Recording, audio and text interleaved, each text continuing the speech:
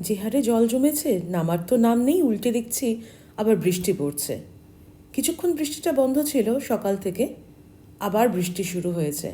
জানি না এরপর কি হবে। অলরেডি কিন্তু আমাদের যে রিজার্ভার, মানে যে নিচের জলের ট্যাঙ্ক থাকে, সেটাতে জল ঢুকে গেছে। এই জল না কমলে সেই রিজার্ভারের জল কিন্তু পরিষ্কার করা যাবে না, ওয়াশ করা যাবে না।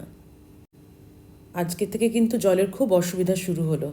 জানি না যতক্ষণ না রিজার্ভার ওয়াশ হবে, আমরা খাবার জল তো বাইরে থেকে নিয়ে আসবো, ঠিক আছে, বাট স্নানের জল বা আদার্স যে কাজের জলগুলো আমরা কোথা থেকে পাবো?